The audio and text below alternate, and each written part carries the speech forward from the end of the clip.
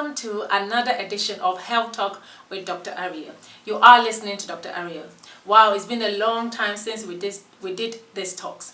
I'm glad that you could join me today. Thank you for everyone that has been sending in messages, sending in your topics, asking questions. I'm really grateful for that. So we are going to delve right into our talks, and I am excited to be back. I hope you are too, because we are going to learn lots. So the next few weeks we are going to be dealing with a very serious topic, cervical cancer. Now, this week we're just going to focus on the functions of the cervix, talk a little bit about cervical cancer and how common it is. Cervical cancer can only affect women because by nature men do not have a womb. The cervix forms part of the female reproductive system. It forms the lower part of the womb. It's also known as the neck of the womb. I call it the gateway of the womb. The cervix is important because it forms a connection between the womb and the vagina.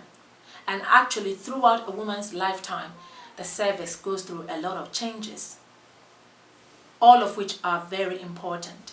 For example, during menstruation, the cervix allows menstrual flow from the womb and out into the vagina.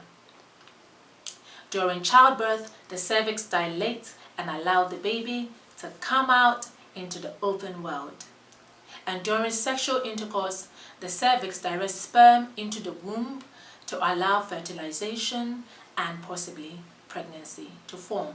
So you can see that it is very important.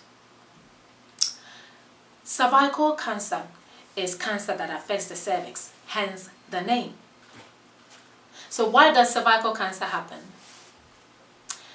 Cervical cancer happens as a result of abnormal changes which affect the cells of the cervix that results in the cells growing in a very uncontrollable fashion.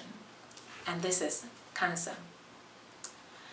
How common is cervical cancer? Oh, it is very common. Actually, in the UK, over 3,000 women are affected or diagnosed with cervical cancer every year. That is a significant number of women. This is even much worse in certain parts of the world, such as Africa, where statistics predict and estimate that over 68,000 women are affected by cervical cancer every year. And I believe this is possibly underestimated because of poor data collection. Late diagnosis and late treatment of cervical cancer can result in death. However, all hope is not lost because cervical cancer, guess what, is a preventable disease. But we're not going to talk about that today. So I hope you will join me on the next episode of Health Talk with Dr. Ario as we delve a bit deeper on the topic of cervical cancer and we deal with the causes of cervical cancer. Until then, bye-bye.